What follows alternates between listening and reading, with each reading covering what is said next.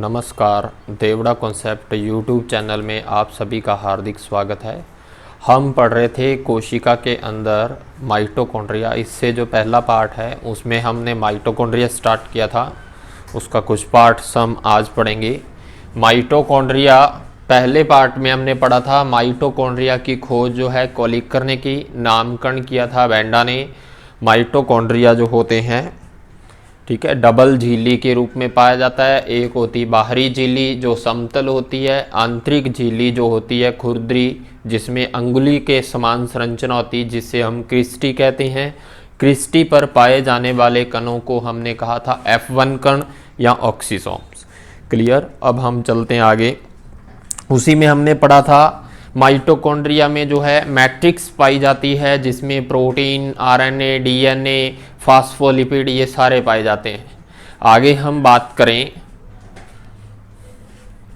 Mitochondria जो है उसका कार्य क्या था? ऊर्जा युक्त पदार्थों का ऑक्सीकरण करना। इसका कार्य है ऊर्जा युक्त पदार्थ। ऊर्जा युक्त पदार्थ कौन से हैं? कार्बोहाइड्रेट, प्रोटीन, वसा का ऑक्सीकरण करना।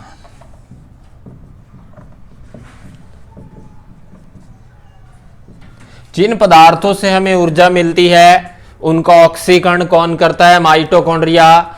दूसरा हम बात करें तो माइटोकॉन्ड्रिया अपना भोजन समय बनाते हैं।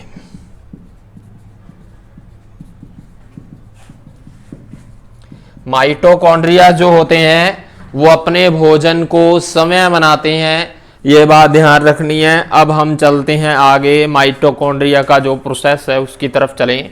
हमने इस प्रकार से डायग्राम बनाई थी कि माइटोकॉन्ड्रिया जो इस प्रकार से होता है।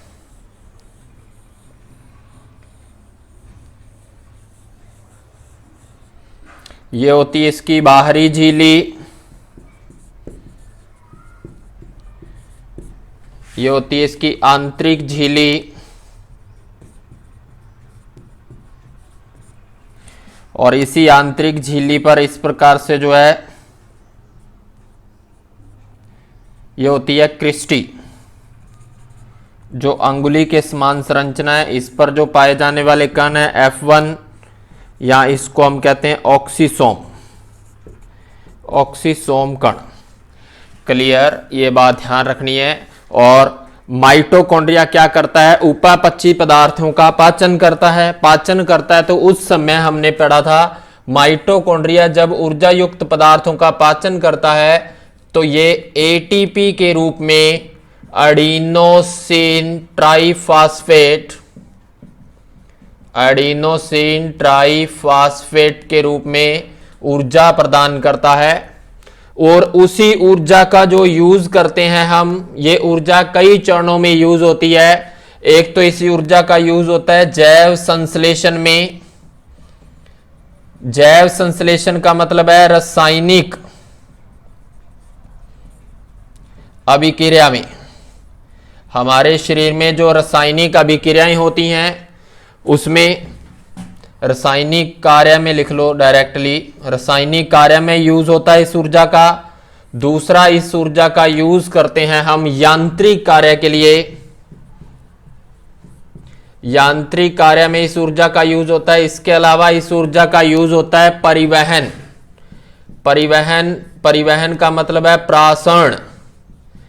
हमारे शरीर में जो प्रासरण दाब लगती है ब्लड के अंदर, उसमें भी जो है कार्य में सहायक होता है ये। और माइटोकॉन्ड्रिया जो है वापिस ऊर्जा जो लेता है एडीपी के रूप में, जिसे हम कहते हैं एडिनोसिन डाइफॉस्फेट व अकार्बनिक फास्फेट।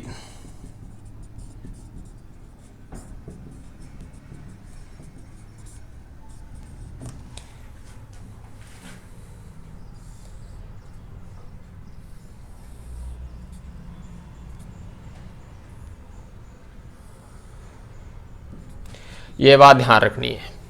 यांत्रिक कार्य जो होते हैं हमारे पास पक्षमाभ, जो हमने पढ़ा था सीलिया, ऐसे भागों में जो हमारे उत्तक हैं वहां पे यांत्रिक कार्य होते हैं कोशिकाओं में। अब देखिए माइटोकॉन्ड्रिया जो क्या करता है, माइटोकॉन्ड्रिया ने क्या किया, ऑक्सीजन को ग्रहण किया। हमारे ब्लड में ऑक्सीजन कहां से जाती है, जब हम श्वसन की क्रिया करते हैं तो फेफड़ों का कार्य है ऑक्सीजन का आदान प्रदान करना। जब हमारे फेफड़े ब्लड के अंदर ऑक्सीजन मिला देते हैं, CO2 को बाहर निकाल देते हैं, तो माइटोकॉन्ड्रिया भी ब्लड में जो है इधर उधर चलते रहते हैं। तो वो चलते हुए जो है हमने क्या पढ़ा था, हमारी कोशिकाओं में श्वसन की क्रिया किससे होती है, माइटोकॉन्ड्रिया से। माइटोकॉन्ड्रिया जो है श्वसन की क्रिया करता है। यूकेरियोटिक कोशिकाओं का श्वसन स्थल कौन था, माइटोकॉन्ड्रिया। ये माइटोकॉन्ड्रिया ऑक्सीजन लेता है, ऑक्सीजन लेकर जो है जो भी ये क्रिया करता है उसके बाद ये उत्पन्न करता है जल, H2O, जल का निर्माण करता है हमारे शरीर में ऑक्सीजन लेकर, और CO2 को मुक्त करता है, CO2 को मुक्त करता है। जब हमारे शरीर में ऑक्सीजन लेकर माइटोकॉन्ड्रिया ऊर्जा युक्त पदार्थ जैसे कार्बोहाइड्रेट का ऑक्सीकरण करता है तो उस समय कुछ मात्रा में जल बनती है और CO2 बनती है। CO2 ब्लड में मिक्स हो जाती है जिसे हमको बोलते हैं अशुद्ध रक्त, और वापिस वो फेफड़ों से जो है बाहर निकल जाता है। ये बात ध्यान रखनी। अब देखिए ये समझने वाली बात है, कोशिका श्वसन के अंदर हमने ऑक्सीजन ली, CO2 बाहर निकली, तो उस समय जो है जल का निर्माण होता है। माइटोकॉन्ड्रिया की कार्य करने की इकाई जो है वो है ATP। ये बात ध्यान रखनी है, माइटोकॉन्ड्रिया जो है ATP उसकी कार्य करने की इकाई है। इस बात का आपको विशेष ध्यान रखना है, ठीक है। ATP ADP होती है, इससे वापिस एनर्जी लेता है। ये क्रिया कुछ तंत्र के द्वारा संपन्न होती है। माइटोकॉन्ड्रिया में 3 प्रकार का चक्कर होता है, क्रेब्स चक्कर, इलेक्ट्रॉन अभिगमन तंत्र, इनके बारे में हम पढ़ेंगे अभी। ये बात ध्यान रखनी है। माइटोकॉन्ड्रिया जो है ये ध्यान रखना है, दोहरी झिल्ली होती है, डबल लेयर के रूप में होता है। इसके अंदर ये अंगुली नुमा संरचना को क्रिस्टी कहते हैं, और क्रिस्टी पर छोटे छोटे कण होते हैं जिसे F1 कण या ऑक्सीसोम्स कहा जाता है। क्लियर।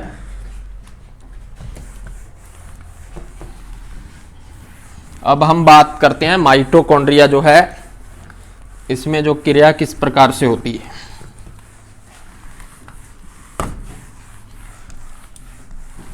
जल का निर्माण किस प्रकार से होगा, किस क्रिया में होगा, इनके बारे में देखते हैं।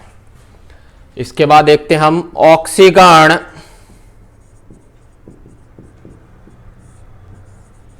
की क्रिया माइटोकॉन्ड्रिया में निम्न चरणों में पूर्ण होती है। हमारे शरीर में माइटोकॉन्ड्रिया जो है निम्न चरणों में क्रिया को पूर्ण करता है। यह बात ध्यान रखनी है, माइटोकॉन्ड्रिया जो है निम्न चरणों के अंदर जो है इस क्रिया को पूर्ण करता है। पहला है क्रेब्स चक्कर, वेरी इंपॉर्टेंट है, डायरेक्ट क्वेश्चन आता है कि क्रेब्स चक्कर किससे संबंधित है, माइटोकॉन्ड्रिया से। यह बात ध्यान रखना है। और माइटोकॉन्ड्रिया के क्रेब्स चक्कर किस भाग में संपन्न होता है, ऐसा क्वेश्चन पूछे तो आपको ध्यान देना है मैट्रिक्स के अंदर। मैट्रिक्स में यह क्रिया संपन्न होती है।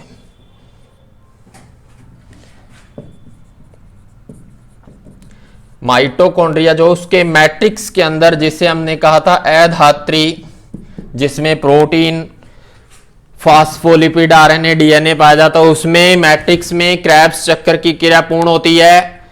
क्लियर। इसमें जो है, इसमें हम बात करें, इस क्रिया में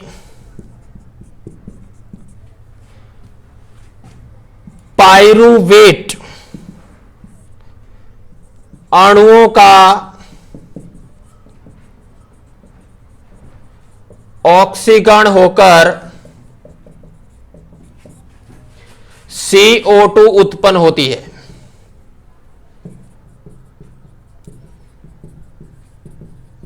जब हम हमारे श्वसन क्रिया में पढ़ेंगे तो ग्लूकोज से बनने वाला प्रथम पदार्थ, देखिए जब माइटोकॉन्ड्रिया ऑक्सीकरण की क्रिया करता है तो उस समय ग्लूकोज का विघटन जो है सबसे पहले पाइरूवेट में होता है। पाइरूवेट के अणुओं का जब ऑक्सीकरण होता है तो CO2 गैस उत्पन्न होगी और इसी समय जो है उपापचयी पदार्थों से हाइड्रोजन अणु निकलते हैं जो प्रोटॉन व इलेक्ट्रॉन में टूट जाते हैं।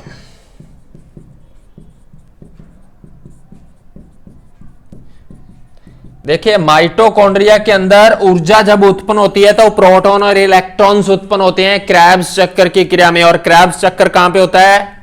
माइटोकॉन्ड्रिया के मैट्रिक्स के अंदर। क्लियर? यहां तक समझ में आ गया? डायरेक्ट क्वेश्चन पूछे जाएंगे। क्रेब्स चक्कर की क्रिया कहां होती है? यहां पे पाइरूवेट का निर्माण क्रेब्स चक्कर के दौरान।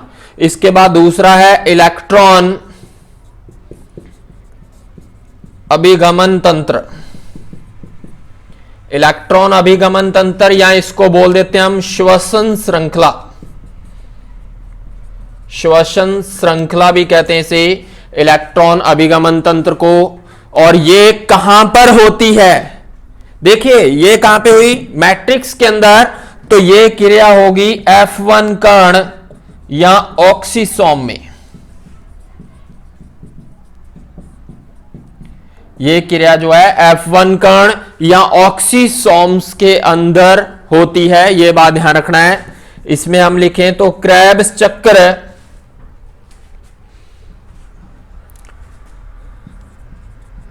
में उत्पन्न इलेक्ट्रॉन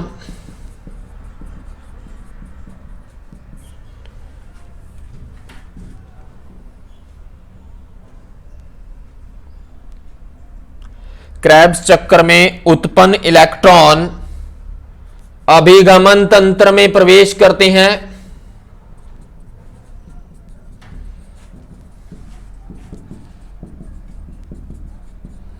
जिससे H2O जल निर्मित होता है। देखिए यहां पे जल निर्मित हो रहा है। जब इलेक्ट्रॉन जो है अभिगमन तंत्र में आ जाते हैं, F1 कण ऑक्सीसोम्स ये कहां पाए जाते हैं? क्रिस्टी पर। क्रिस्टी पर जो कण पाए जाते हैं उन्हें F1 कण कहते हैं, जिसमें इलेक्ट्रॉन अभिगमन तंत्र माइटोकॉन्ड्रिया का संपन्न होता है। इस समय जो है जल का निर्माण होता है। यह बात ध्यान रखना है। हाइड्रोजन जो है और ऑक्सीजन के जो है इलेक्ट्रॉन के अणु जो है मिलकर H2O जल बनाते हैं। क्लियर? यह बात ध्यान रखनी है। तीसरा इसमें आता है फास्फोलाइरेटिक तंत्र। फास्फोराइलेटिक तंत्र।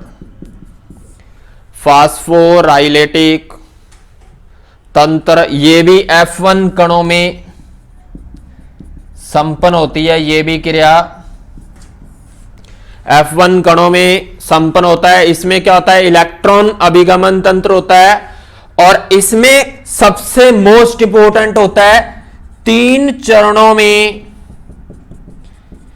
ATP का निर्माण होता है। इससे हमें ऊर्जा मिलती है इस तंत्र में। पहले में क्या हुआ? हाइड्रोजन अणु निकल गए और प्रोटॉन इलेक्ट्रॉन में टूट गए और यहां से CO2 मुक्त होगी। दूसरे में हुआ जल का निर्माण। तीसरे में हुआ ATP। ATP क्या है? माइटोकॉन्ड्रिया के कार्य करने की इकाई। इसलिए माइटोकॉन्ड्रिया को हम बोलते हैं कोशिका का ऊर्जा ग्रह, शक्ति ग्रह। क्लियर? ये बात ध्यान रखनी है। ऐसे क्वेश्चन भी जो है पूछे जाते हैं। 3 चरण होते हैं और डायरेक्ट क्वेश्चन आता है कि क्रेब्स चक्कर किससे संबंधित है? माइटोकॉन्ड्रिया से संबंधित है। क्लियर? ये बात ध्यान रखनी है। ठीक है? इसके बाद हम आगे चलें।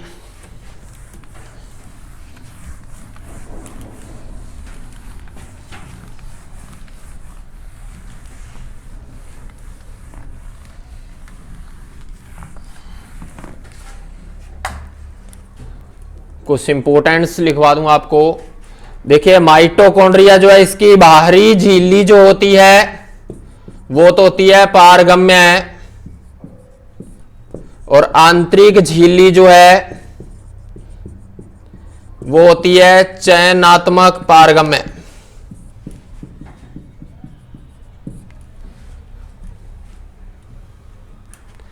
इसके अलावा जो है माइटोकॉन्ड्रिया के अंदर साइटोनिन और ग्वानिन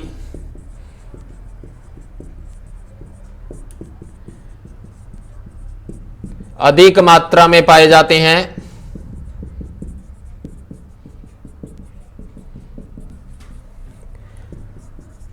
एटीपी ऊर्जा की इकाई है माइटोकॉन्ड्रिया की,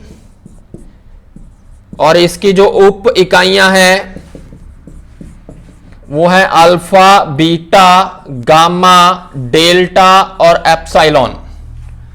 ठीक है, डेल्टा, एप्सिलॉन ये सारी इसकी उप इकाइयां हैं, ये बात ध्यान रखनी है। और इसके अलावा हम बात करें तो माइटोकॉन्ड्रिया में जो है अपना भोजन समय बनाते हैं यह जीवाणु नील हरित शैवाल आदि में नहीं पाए जाते। माइटोकॉन्ड्रिया जीवाणु नील हरित शैवालों में नहीं पाया जाता है। इसके अलावा पादप कोशिका, जंतु कोशिका में माइटोकॉन्ड्रिया होते हैं, यह बात ध्यान रखनी है। क्लियर, इस बात का विशेष ध्यान रखना है। पादप कोशिका, जंतु कोशिका में माइटोकॉन्ड्रिया पाए जाते हैं, और ये जो है जीवाणु, नीलहरी शैवाल, इनमें जो है माइटोकॉन्ड्रिया नहीं पाए जाते। इस बात का ध्यान रखना है। डायरेक्ट क्वेश्चन आते हैं। माइटोकॉन्ड्रिया जो है इसी को हम कहते हैं ऊर्जा का अपने जो है कोशिका का श्वसन स्थल, और इसी को हमने कहा पावर हाउस जिससे ऊर्जा उत्पन्न होती है। ऊर्जा उत्पन्न करने की इकाई क्या है? एटीपी, एडिनोसिन ट्राइफॉस्फेट के रूप में ऊर्जा मुक्त करता है। ठीक है, ये ध्यान रखना है। हमारे चैनल को ज़्यादा से ज़्यादा सब्सक्राइब कीजिए, लाइक कीजिए और शेयर कीजिए। बेल आइकन को ज़रूर दबाएं जिससे आपको अगले वीडियो का नोटिफिकेशन मिल सके। और इससे पहले जितने भी पार्ट्स बने हैं उसका लिंक नीचे डिस्क्रिप्शन बॉक्स में दिया गया है, उन्हें अच्छे से ध्यान से देखें। धन्यवाद।